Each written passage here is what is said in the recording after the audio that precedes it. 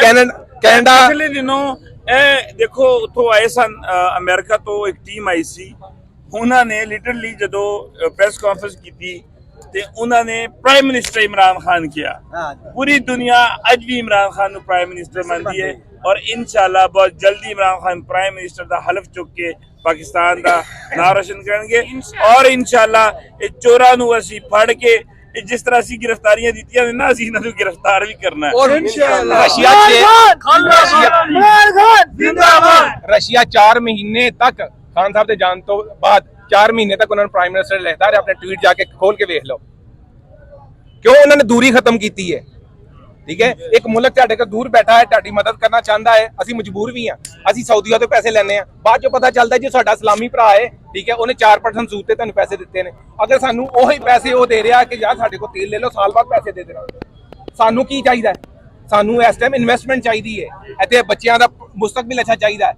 पाकिस्तान तो बाहर जिहड़े पाकिस्तानी ने पाकिस्तान नूं मैं नहीं कहंदा मैनूं इत्थे कोई अहुदा दे दिओ या इन्हां नूं दे दिओ, मेरे रिश्तेदारां नूं दे दिओ, नहीं ओवरसीज पाकिस्तानी कहते हैं जिस तरह असीं खुशहाल जिंदगी गुजार रहे साडे भरा भी पाकिस्तान दे उस तरह गुजारन, ठीक है, साडे बच्चे भी उस तरह पढ़न जिवें साडे बच्चे पढ़दे पे ने। अगर मेरा बच्चा ओ लेवल कर रहा है तो तुहाडा बच्चा क्यों नहीं कर सकता? सहूलतां प्रोवाइड करो, वो जिम्मेदारी किहदी है? गवर्नमेंट दी।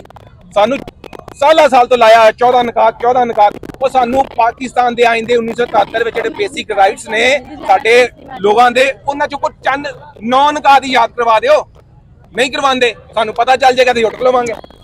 काबत रहना चाहते हैं ना, काबत रहना चाहते हैं तो खान साहब ने दसे ने देख लो। इंशाल्लाह हकीकी आजादी हो रही है इंशाल्लाह। ए साल जो है 2023 दा ए पाकिस्तान दी हकीकी आजादी दा साल है और इंशाल्लाह इस तो बाद असी हर साल जिस तरह 14 अगस्त 1947 मनाने आ इस तरह हकीकी आजादी दा भी असी दिन मनावांगे।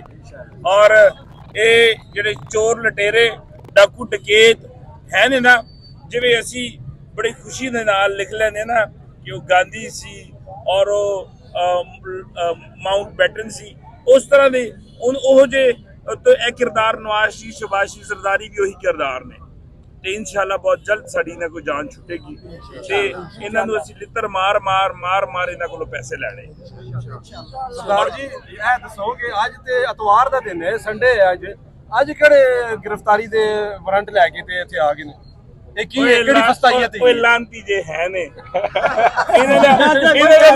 ਇਹਨਾਂ ਦਾ ਮੂੰਹ ਵੇਖੋ ਨਾ, ਇਹਨਾਂ ਦਾ ਮੂੰਹ ਉਵੇਂ ਹੀ ਅੱਲਾਹ ਵੱਲੋਂ ਜ਼ੁਬਾਨ ਤੋਂ ਲਾਨਤ ਹੀ ਨਿਕਲਦੀ ਸਾਡੇ, ਉਹਨਾਂ ਦੇ ਚਿਹਰਿਆਂ ਦੀ ਲਾਨਤ ਤਾਂ ਹੀ ਉਹ ਲਾਨਤ ਖਾਨ ਆਏ ਸਨ ਇੱਥੇ, ਹੋਰ ਕੋਈ ਚੱਕਰ ਨਹੀਂ ਸੀ। ਇੱਕ ਸਟੋਰੀ ਹੈ ਨਾ ਕਿ ਇੱਕ ਬੰਦਾ ਬੇਗਮ ਗੁਰੂਜ਼ਾਦਾ ਚਿੱਤਰ ਖਾਂਦਾ ਸੀ, ਇੱਕ ਦਿਨ ਬੇਗਮ ਉਹਦੀ ਮੈਕੇ ਚਲੀ ਗਈ ਤੇ ਉਹਨੂੰ ਰਾਤ ਨੂੰ ਨੀਂਦ ਨਾ ਆਵੇ, ਉਹਨੇ ਚਿੱਤਰ ਨਹੀਂ ਸੀ ਖਾਦੇ, ਨਾਲ ਦੇ ਨੂੰ ਘਰ ਜਾ ਕੇ ਬੂਆ ਖੜਕਾ ਕੇ ਕਿਹਾ ਜੀ ਤੁਸੀਂ ਕਿੰਨੇ ਭਰਾ ਹੋ? ਕਹਿੰਦੇ 3, ਜੇ ਕਹਿੰਦੇ ਤੁਸੀਂ 5 ਹੁੰਦੇ ਕੀ ਕਰ ਲੈਣਾ ਸੀ? ਉਹਨਾਂ ਨੇ ਤਿੰਨਾਂ ਨੇ ਰਲ ਕੇ ਉਹ ਲਿੱਤਰ ਮਾਰੇ ਜਿੰਨੀ ਜ਼ਨਾਨੀ ਨੇ ਵੀ ਨਹੀਂ ਸੀ ਮਾਰੇ। ਫਿਰ ਉਹਨੂੰ ਘਰ ਜਾ ਕੇ ਨੀਂਦ ਆਈ। ਇਹਨਾਂ ਨੂੰ ਕਾਫੀ ਦਿਨਾਂ ਦੀ ਲਾਨਤਾਂ ਨਹੀਂ ਸੀ ਪਈਆਂ ਤਾਂ ਇੱਥੇ ਲਾਨਤ ਖਾਣ ਵਾਸਤੇ ਆ ਗਏ। ਬਸ ਲਾਨਤ ਔਰ ਛਿੱਤਰ ਖਾਣ ਆਏ ਸਨ। ਉਹ ਇਹਨਾਂ ਦੇ ਉਸ ਤੋਂ ਬਗੈਰ ਗੁਜ਼ਾਰਾ ਨਹੀਂ ਹੋ ਰਿਹਾ। ਹੁਣ ਸ਼ਹਬਾਜ਼ ਸ਼ਰੀਫ ਔਰ ਮਰੀਮ ਨਵਾਜ਼ ਲੱਖ ਦੀ ਲਾਨਤ ਤੁਹਾਡੇ ਤੇ, ਫੜ ਲਓ ਆ ਕੇ ਇਮਰਾਨ ਖਾਨ ਨੂੰ।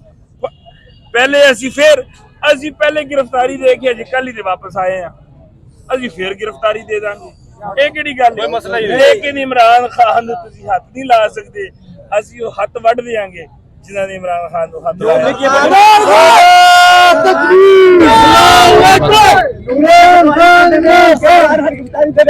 तो जी आवाम है जिहड़ी इमरान खान की हिफाजत वास्ते आई है। समान भारत के बाहर सारी आवाम मौजूद है। इस तरह सिख बरादरी और दीगर लोग जिहड़े हन वो इमरान खान की हिफाजत के अंदर गलबात कर रहे सी और इमरान खान की हिफाजत वास्ते आवाम जिहड़ी है सारी मौजूद है। सारा जिन्ना भी आवाम का इस वक्त हजूम है इमरान खान की हिफाजत वास्ते है, जिहड़ा कि ऐलान होया सी कि जिहड़ी पुलिस है इस्लामाबाद की वो आ चुकी है इमरान खान नूं गिरफ्तार करने वास्ते ते वो जनाब हुण आवाम जिहड़ी है इमरान खान की हिफाजत वास्ते बाहर निकली सी। हुण देखने कि अगला जिहड़ा लाया अमल तहरीक इंसाफ का की होगा और PDM जिहड़ी मौजूदा हुकूमत है उहदा अगला लाया अमल की होएगा। हुण तक इन्ना ही ਤੇ ਅਗਲੀ ਵੀਡੀਓ ਦੇ ਨਾਲ ਹਾਜ਼ਰ ਹੋਵਾਂਗੇ। ਆਪਣਾ ਬਹੁਤ ਸਾਰਾ ਖਿਆਲ ਰੱਖਿਓ ਤੇ ਆਪਣੇ ਇਸ ਮੁਲਕ ਪਾਕਿਸਤਾਨ ਦਾ ਵੀ ਤੇ ਆਪਣੀ ਆਵਾਮ ਦਾ ਵੀ ਤੇ ਆਪਣੇ ਇਦਾਰਿਆਂ ਦਾ ਵੀ। ਅੱਲਾਹ ਹਾਫਿਜ਼ ਨਾਸਰ।